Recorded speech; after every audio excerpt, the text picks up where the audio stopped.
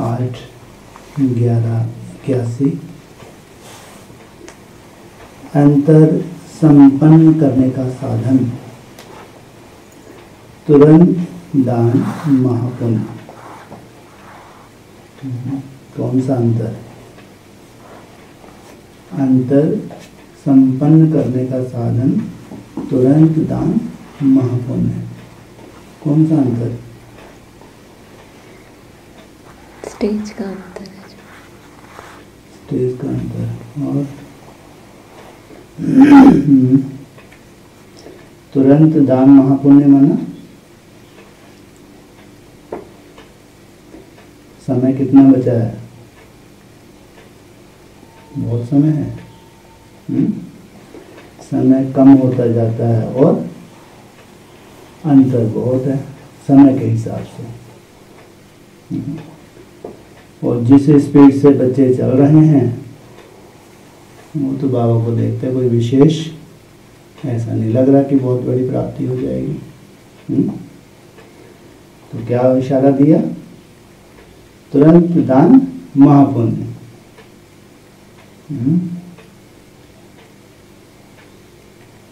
गुणों के सागर। अगत बाप दादा बोले,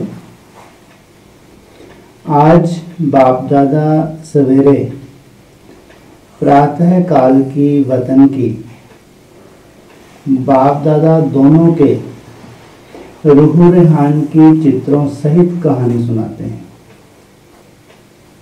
किसकी? बाप दादा की। बाप दादा चित्रों सहित। कहानी सुनने में सबको रुचि होती है।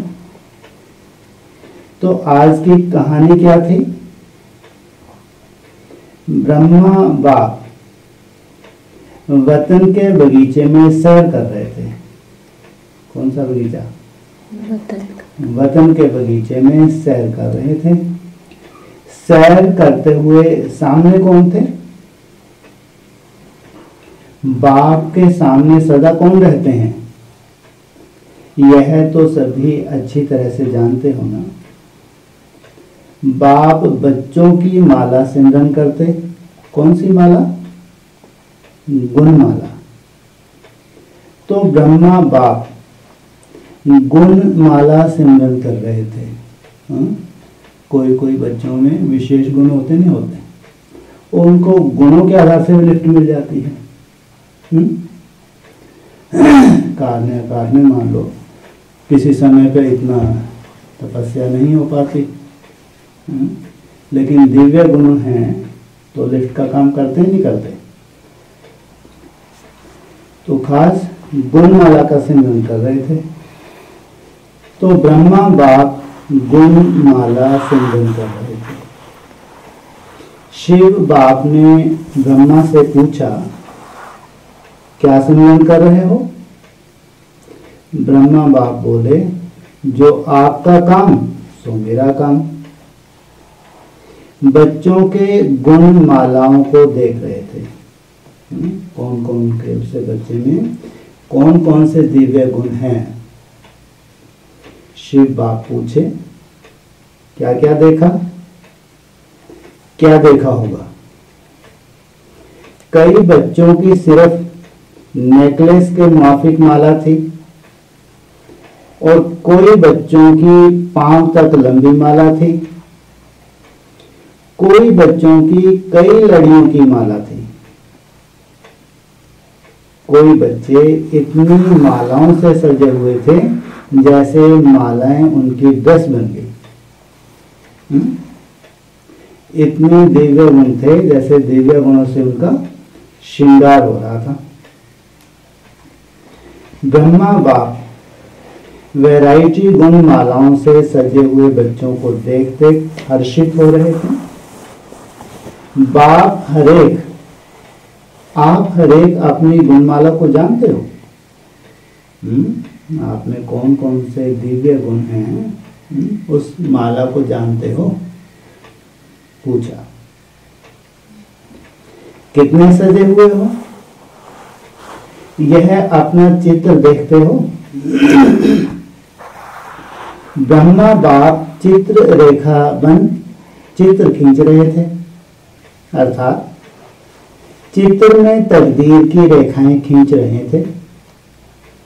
आप स्वयं भी स्वयं का चित्र अर्थात तकदीर की तस्वीर खींच सकते हो ना?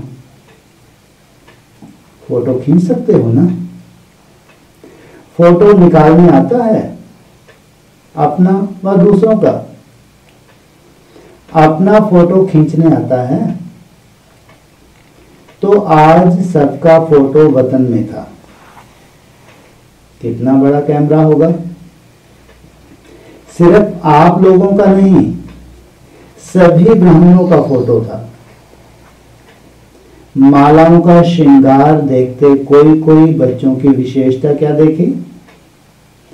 हर गुण हीरे के रूप में, हीरों के रूप में वैरायटी रूप रेखा और रंग वाले थे।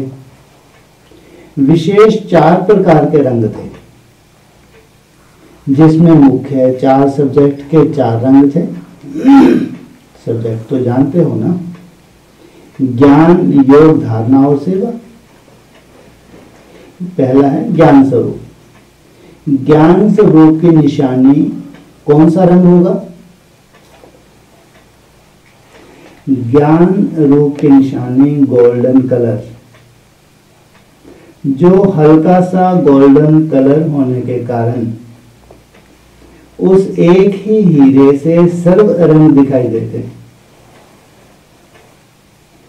एक ही हीरे से भिन्न भिन्न रंगों की किरणों के मुआफिक चमक दिखाई देती थी। दूर से ऐसे अनुभव करेंगे जैसे सूर्य चमक रहा है।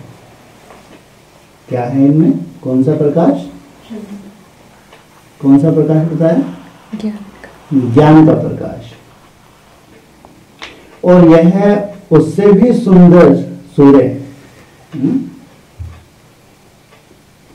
क्योंकि सर्व रंगों की किरणें दूर से ही स्पष्ट दिखाई देती थी। चित्र सामने आ रहा है ना?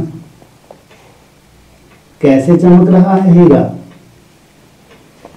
दूसरा याद की निशानी। यह तो सहज है ना? याद में यहां भी बैठते हो तो क्या करते हो? लाल रंग। लेकिन इस लाल रंग में भी गोल्डन रंग मिक्स था। लाल रंग किसका सूचक बताया? परम धाम की स्टेज का। देखें उसमें क्या मिक्स था? माना ज्ञान युक्त योग था, हठ योग नहीं या भक्ति मार्ग वाला योग नहीं। इसलिए आपकी दुनिया में वह रंग नहीं है।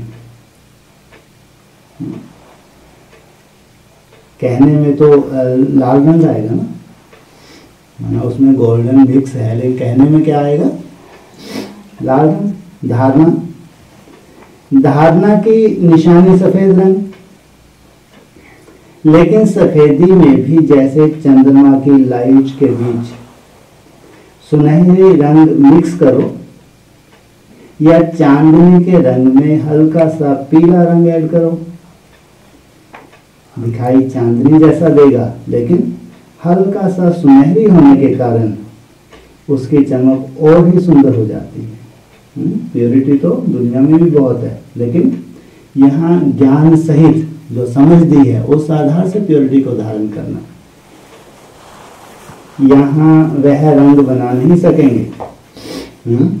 लौकिक में यह रंग नहीं बना सकेंगे क्योंकि वे चमकने वाले रंग हैं। कितनी भी ट्रायल करो, लेकिन वतन के रंग यहाँ कहाँ से आएंगे? सेवा की निशानी हरा रंग। सेवा में चारों ओर हरियाली कर देते हैं ना। कांटों के जंगल को फूलों का बगीचा बना देते हो। तो अभी सुना 4 रंग कौन से? तो इन 4 रंगों के हीरों से सजी हुई मालाएं सबके गले में थी। इसमें भिन्न भिन्न साइज और चमक में अंतर था। कोई की ज्ञान स्वरूप की माला बड़ी थी, कोई की याद स्वरूप की माला बड़ी थी, और कोई कोई की 4 ही मालाएं थोड़े से अंतर में थी। जिन्हों की 4 ही रंगों की अनेक मालाएं थीं, वह कितने सुंदर लगते होंगे। तो बाप दादा सबके रिजल्ट मालाओं के रूप में देख रहे थे। हैं तो चारों ही सब्जेक्ट, लेकिन किसी में कम किसी में ज्यादा। तो मालाओं के रूप में माना क्या, कौन सा श्रृंगार सबसे बेहतर बताया था? पूरा ही ऐसे मालाओं से ऊपर से नीचे तक ढके हुए। तो दूर से हीरे चमक रहे थे जैसे छोटे छोटे बल्बों की लाइन। यह था चित्र। अब इस चित्रों द्वारा रिजल्ट देख ब्रह्मा बाप बोले, समय की रफ्तार पर मान, सरल बच्चों का श्रृंगार संपन्न हुआ। समय की रफ्तार फास्ट जा रहा है, धीरे धीरे। समय बहुत तीव्र गति से जा रहा है। समय की रफ्तार पर मान, सरल बच्चों का श्रृंगार संपन्न हुआ, क्योंकि रिजल्ट में तो अंतर था। तो इस अंतर को संपन्न कैसे करें? ब्रह्मा बाप बोले, बच्चे मेहनत तो बहुत करते हैं, मेहनत के साथ सबकी इच्छा भी है, संकल्प भी करते हैं, बाकी क्या रह गया? जानते तो सब हो ना, नॉलेजफुल तो बन गए हो, तो बताओ क्या अंतर रह जाता है? जिससे कोई की नेकलेस, कोई की पांव तक लंबी मालाएं, वह भी अनेक मालाएं। सुनते भी एक हो, सुनाते भी एक हो, विधि भी सबकी एक है और विधाता भी एक, विधान भी एक, बाकी अंतर क्या रह जाता? संकल्प भी एक, संसार भी एक, फिर भी अंतर क्यों? ब्रह्मा बाबा को आज बच्चों पर बहुत बहुत स्नेह आ रहा था। सभी चित्रों को संपन्न बनाने के लिए तीव्र उमंग आ रहा था कि अभी का अभी सबको मालाओं से सजा लें। अगर ब्रह्मा बाप का बस चले तो क्या करें? सभी बच्चों को अभी के अभी मालाओं से सजा दें। बाप तो सजा भी दें, लेकिन धारण करने की समर्थी भी चाहिए। ये सबसे बड़ी आफत है। अगर बाप सजा भी दें तो बहुत बड़ी आफत। क्या मतलब हुआ? बहुत बड़ी आफत, छोटी मोटी नहीं। सजा तो दें। हाँ, अरे मतलब कैसे घूर घूर के देख रहे? मतलब क्या हुआ? छोटी नहीं, बहुत बड़ी आफत। महारथी से माया महारथी बन के लड़ेगी। महारथी से माया बाबा क्या? माया महारथी बन के आएगी। और बाप ने कैसा सजा दिया? अरे जब बाप सजाएगा तो संपूर्ण श्रृंगार करेगा, अधूरा करेगा? संपूर्ण। वो तुम्हारी वर्तमान स्थिति संपूर्णता की है, तो कितनी बड़ी आफत मोल ले लोगे? सहन कर सकोगे?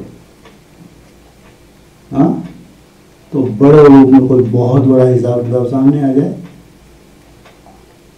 आएंगे नहीं आएंगे? योग बल से चुप तो कर लिए, क्या कर लिए? सजा दो। सजा दें? पूछ रहे हैं मेरे को, तुम देते ऐसे? बाप तो सजा भी दें, लेकिन धारण करने की समर्थी भी चाहिए, संभालने की समर्थी भी चाहिए। तो ब्रह्मा ने शिव बाप से पूछा, क्या बात है? बच्चे साथ चलने के लिए संपूर्ण सजते क्यों नहीं? साथ में तो सजे सजाए ही जाएंगे, कारण क्या निकला? शिव बाप बोले अंतर तो छोटा सा है, सोचते सब हैं, करते भी सब हैं, लेकिन कोई कोई हैं जो सोचते और करते एक ही समय पर हैं। इधर सोचते भी हैं, उधर करते भी हैं, अर्थात सोचना और करना साथ साथ है। वह संपन्न बन जाते। और कोई कोई हैं जो सोचते हैं और करते भी हैं, लेकिन सोचने और करने के बीच में मार्जिन रह जाती है। सोचते बहुत अच्छा है, लेकिन करते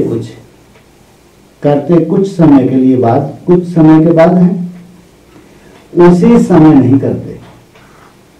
इसलिए संकल्प में जो उस समय की तीव्रता, उमंग, उल्लास, उत्साह होता है, वह समय पढ़ने से परसेंटेज कम हो जाती है।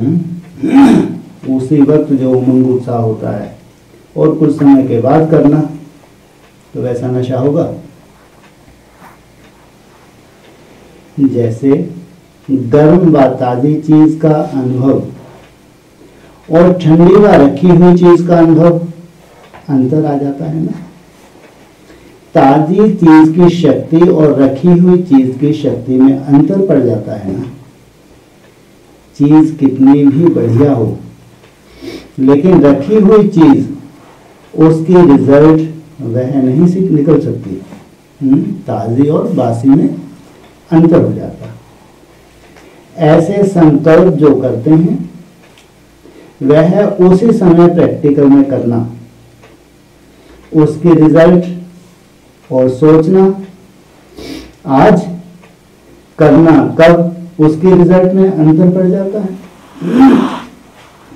बीच में समय की मार्जिन होने के कारण एक तो सुनाया कि परसेंटेज भी कम हो जाती है। तुरंत करना और कुछ समय के बाद करना, अंतर हो गया। जैसे ताजी चीज के विटामिन में फर्क पड़ जाता है। दूसरा, मार्जिन होने के कारण समस्याओं रूपी विघ्न भी आ जाते हैं। इसलिए सोचना और करना साथ साथ हो, इसको कहा जाता है तुरंत दान महापुण्य। इधर बाबा की डायरेक्शन मिली, टचिंग हुई और करने लगता है। नहीं तो महापुण्य के बजाय पुण्य हो जाता। किया तो बाद में किया तो पुण्य हो गया, तो अंतर क्या हो गया ना? अंतर तो हो गया ना। महापुण्य की प्राप्ति और पुण्य की प्राप्ति में अंतर हो जाता है। समझा? कारण क्या है? छोटा सा कारण है। करते भी हो, सिर्फ अब के बजाय कब करते हो, इसलिए मेहनत ज्यादा करनी पड़ती है। तो ब्रह्मा बाप बच्चों से बोले, अब इस कारण का निवारण करो। किनसे बोले? ब्रह्मा बाप बच्चों से बोलो, ये बीच में जो कारण है इसका निवारण करो। करो करो। हाँ? क्या करेंगे? अभी तक तुरंत संकल्प आता है तो नशा चढ़ता नहीं चढ़ता? तो अभी क्या कुछ नया होने वाला है? अभी तक कारण का निवारण किया तो अभी आज कुछ खास हो जाएगा? हैं? बोलो।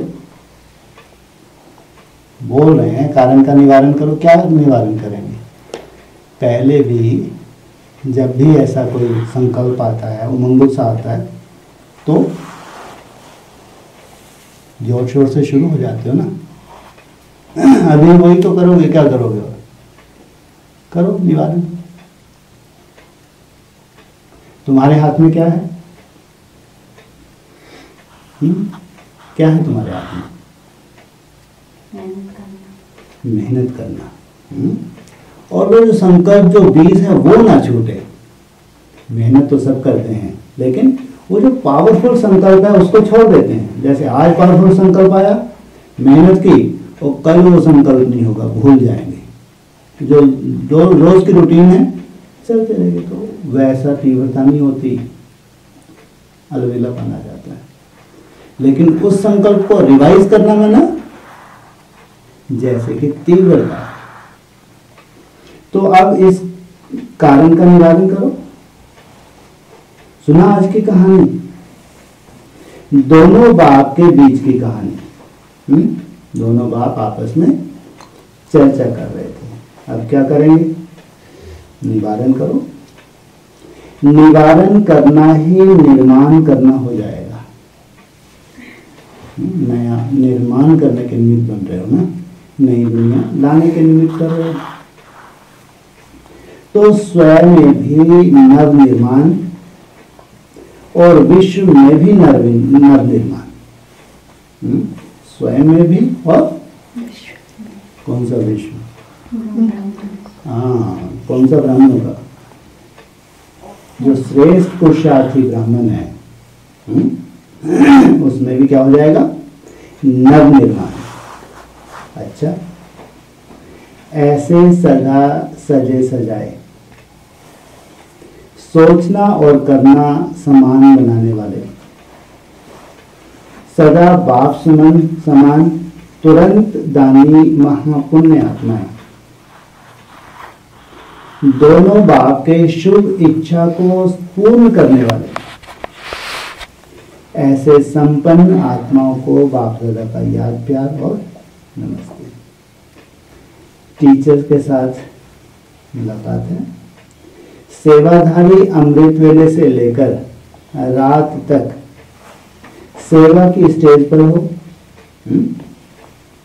ये है सेवाधारी। कब से?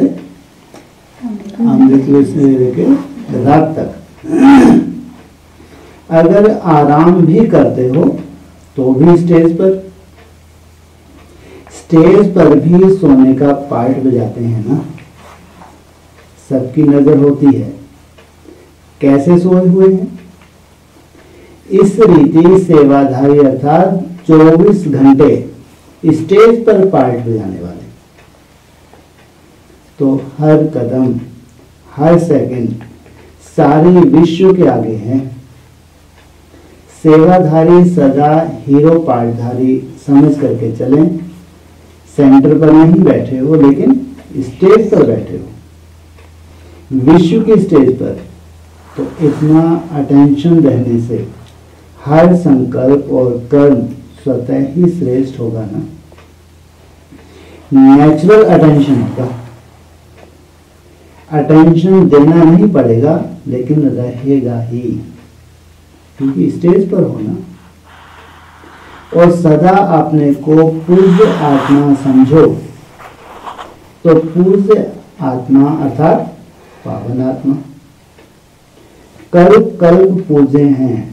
पूजे समझने से संकल्प और स्वप्न में भी सदा पावन होंगे। तो ऐसा नशा रहता है। वैसे भी सेवाधारी मेजॉरिटी कुमारियां हैं। कुमारियां डबल कुमारियां हो गई, ब्रह्मा कुमारी भी और कुमारी भी, तो कितनी महान हो गई।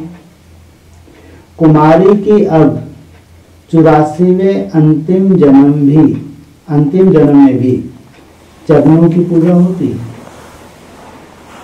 तो इतनी पावन बनी हो तब तो इतनी पूजा होती है। लौकिक में कुमारियों के क्या पूजा करते हैं? चरणों को पूजते हैं। कुमारियों को कभी भी झुकने नहीं देंगे। लौकिक में कुमारियों के चरणों में सब झुकते हैं, चरण धोकर पीते हैं। तो वह कौन सी कुमारियां हैं? ब्रह्मा कुमारियां हैं ना। तो सेवाधारी ऐसी श्रेष्ठ आत्माएं हो, किसकी पूजा हो रही है? आप लोगों की। गीत भी है ना, पूजा होती है घर घर में, इसलिए बोलो हमारी पूजा होती है। बाप दादा भी देखो नमस्ते करते हैं ना, तो इतनी पूज्य हो तब तो बाप भी नमस्ते करते हैं। इसी स्मृति स्वरूप में रहने से सदा वृद्धि होती रहेगी। कौन सी स्मृति? पूज्य। कौन पूजा करते हैं? बाप भी नमस्ते करते। तो इसी स्मृति में सब विशेषताएं भरी हैं। इसी स्मृति में रहने से सदा वृद्धि होती रहेगी, अपनी भी और सेवा की भी। सब विघ्न खत्म हो जाएंगे। कोई भी विघ्न रहेगा नहीं। इसी स्मृति में सब विशेषताएं भरी हैं। अच्छा, पार्टियों से अव्यक्त बाप दादा की मुलाकात। जीवन की अनेक समस्याओं का हल, तीर्थ स्थान की स्मृति, भाग्य विधाता की भूमि पर पहुंचना, यह भी बहुत बड़ा भाग्य है। यह कोई खाली स्थान नहीं है, महान तीर्थ स्थान है। वैसे भी भक्ति मार्ग में मानते हैं कि तीर्थ स्थान पर जाने से पाप खत्म हो जाते हैं, लेकिन कब होते हैं, कैसे होते हैं, यह जानते नहीं। इस समय तुम बच्चे अनुभव करते हो कि इस महान तीर्थ स्थान पर आने से पुण्य आत्मा बन जाते हैं। यह तीर्थ स्थान की स्मृति जीवन की अनेक समस्याओं से पार ले जाएगी। यह स्मृति भी एक तावीज का काम करेगी। जब भी याद करेगा तो यहाँ के वातावरण की शांति और सुख आपके जीवन में इमर्ज हो जाएगा। तो पुण्य आत्मा हो गए ना। इस धरनी पर आना भी भाग्य की निशानी है, इसलिए बहुत बहुत भाग्यशाली हो। अब भाग्यशाली तो बन गए, लेकिन सौभाग्यशाली बनना व पदम भाग्यशाली बनना यह आपके हाथ में है। बाप ने भाग्यशाली बना दिया। यही भाग्य समय प्रति सहयोग देता रहेगा। कोई भी बात हो तो मधुबन में बुद्धि से पहुंच जाना, फिर सुख और शांति के झूले में झूलने का अनुभव करेंगे। अच्छा, स्वदर्शन चक्रधारी की निशानी सफलता स्वरूप। सभी अपने को स्वदर्शन चक्रधारी समझते हो। बाप की जितनी महिमा है उसी महिमा स्वरूप बने हो। जैसे बाप के हर कर्म चरित्र के रूप में अभी भी गाए जाते हैं, ऐसे आपके भी हर कर्म चरित्र समान हो रहे हैं। ऐसे चरित्रवान बने हो, कभी साधारण कर्म तो नहीं होते। जो बाप के समान स्वदर्शन चक्रधारी बने हैं, उनसे कभी भी साधारण कर्म हो नहीं सकता। जो भी कार्य करेंगे उसमें सफलता समाई हुई होगी। सफलता होगी या नहीं होगी, यह संकल्प भी उठ नहीं सकता। निश्चय होगा सफलता हुई ही पड़ी है। स्वदर्शन चक्रधारी मायावीत होंगे। स्वदर्शन चक्रधारी, स्वदर्शन चक्रधारी मायावीत होंगे। स्वस्थिति में रह के किरणें निरंतर स्व स्थिति, आत्मिक स्थिति में टिकना। मायाजीत होने के कारण सफलता मूर्त होंगे, और जो सफलता मूर्त होंगे वह सदा हर कदम में पदम पति होंगे। ऐसे पदम पति अनुभव करते हो। इतनी कमाई कर ली है जो 21 जन्म तक चलती रहे। सूर्यवंशी अर्थात 21 जन्म के लिए जमा करने वाले, तो हर सेकंड में जमा करते चलो। अच्छा, चैतन्य दीप माला के दीपों का कर्तव्य है अंधकार में रोशनी करना। अपने को सदा जगे हुए दीपक समझते हो। आप विश्व के दीपक, अविनाशी दीपक हो, जिसका यादगार अभी भी दीपमाला मनाई जाती है, तो यह निश्चय और नशा रहता है कि हम दीपमाला के दीपक हैं। अभी तक आपकी माला कितनी सिमरन करते हैं? क्यों सिमरन करते हैं? क्योंकि अंधकार को रोशन करने वाले बने हो। स्वयं को ऐसे जगे हुए दीपक अनुभव करो, टिमटिमाने वाले नहीं। कितने भी तूफान आए, लेकिन सदा एक रस, अखंड अखंड ज्योति के समान जगे हुए दीपक। ऐसे दीपकों को विश्व भी नमन करती है, और बाप भी ऐसे दीपकों के साथ रहते हैं। टिमटिमाते दीपकों के साथ नहीं रहते। क्या कहा? बाप कौन से दीपकों के साथ रहते हैं? सदा जगे हुए। टिमटिमाते दीपकों के साथ नहीं रहते। बाप जैसे सदा जागती ज्योति है, अखंड ज्योति है, अमर ज्योति है, ऐसे बच्चे भी सदा अमर ज्योति। अमर ज्योति के रूप में भी आपका यादगार है। चैतन्य में बैठे अपने सभी जड़ चित्रों को देख रहे हो। ऐसी श्रेष्ठ आत्माएं हो। अच्छा, ओम शांति।